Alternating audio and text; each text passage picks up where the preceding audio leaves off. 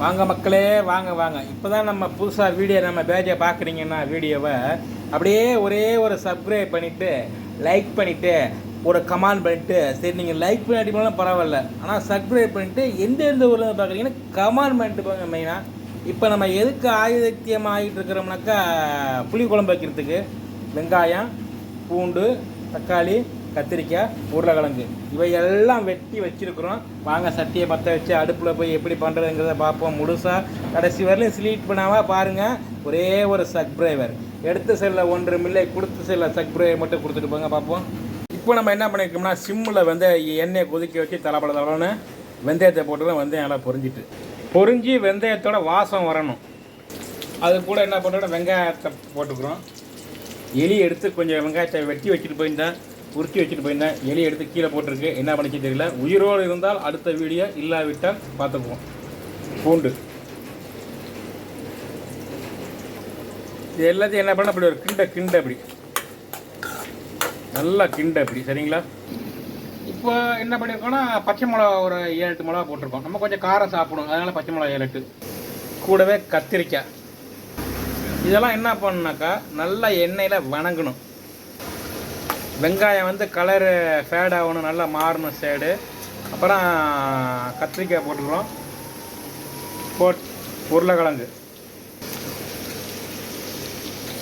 போட்டு ஒரு கிண்டி விட்டுங்க. இப்படி கிண்டி விட்டு போட்டு என்ன பண்ணணும் பார்த்தோம்னாக்கா, கூடவே உப்பு போடணும். அப்போ தான் உப்பு சார்ந்து வேகும். உப்பு போட்டோம், உப்பையும் போட்டு சேர்த்து தம்மை போட்டு ஒரு மூடியை போட்டு மூடி விட்டோம்னா அந்த காய் நல்லா வணங்கிக்கும். எண்ணெயிலேயே வேகணும் காய். ஆமாம், அதுதான் ஃபேவரெட்.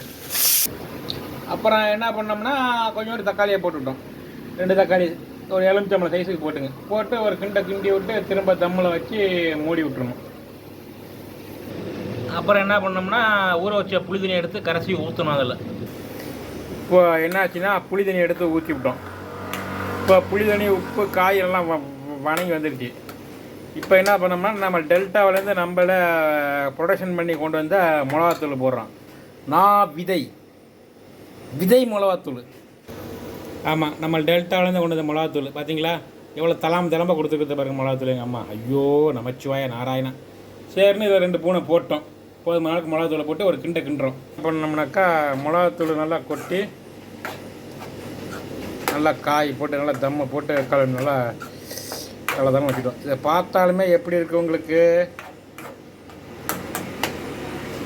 எப்படிங்கிறத புல் பிக்சர்ஸு நண்டுவலை யூடியூப் சேனலில் போட்டிருக்கேன். நீங்கள் தான் இப்போ தான் ஃபஸ்ட் டைம் நம்ம சேனலில் பார்க்குறீங்கன்னா ஒரே ஒரு சப்ஸ்கிரைப் மட்டும் பண்ணிவிட்டு செல்லுங்கள் மக்களே.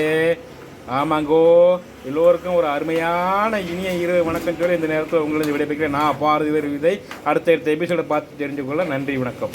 அவ்வளவு தான் புளிக்குழம்பு, சரிங்களா. இந்த மாதிரியான எபிசோடை நீங்கள் பார்த்து தெரிஞ்சிக்க புல் பிக்சர்ஸு நண்டுவலை யூடியூப் சேனலில் இருக்குது, டெல்டாவில் இருக்குது, பார்த்து தெரிஞ்சுங்க. தலைன்னு தலைன்னு கொதிக்குது பாரு, தலைன்னு கொதிக்குது பாரு, புளிக்குழம்பு தானே. இதோட புல் பிக்சர்ஸு நண்டுவலை யூடியூப்பில் இருக்குது, டெல்டா யூடியூப் சேனல் இருக்குது. வேணுங்கிற நீங்கள் பார்த்து தெரிஞ்சிங்க. ஆமாம், இப்போ நம்ம என்ன பண்ண போகிறோம், தலைன்னு வச்ச புளி குழம்பையை எடுத்து லேசாக சாப்பாட்டில் போட்டு பிசைஞ்சு சாப்பிட போகிறோம். இதோட புல் வியூவர்ஸ் எங்கன்னா நண்டுவலை யூடியூப் சேனலையும் டெல்டா யூடியூப் சேனலும் இருக்கும். இதை நீங்கள் பார்த்து பேச்சுலர்ஸ் இருந்தீங்க, ரொம்ப அற்புதமானதாக இருக்கும், பயனுள்ளதாக இருக்கும், யூஸ்ஃபுல்லாக இருக்கும். கடைசி வரையும் ஸ்வீட் பண்ணால் பாருங்கள். முடிஞ்சால் ஒரு சப்ஸ்கிரைப் பண்ணிட்டு போய் பாருங்கள். நேரம் இருக்கும்போது பொறுமையாக பாருங்கள். நான் பாரதி வெறியில் விதை டெல்டாவிலேருந்து தச்சமி கொங்கு மண்டலம் உங்களுக்கு விடைபெறுகிறேன். நன்றி, வணக்கம்.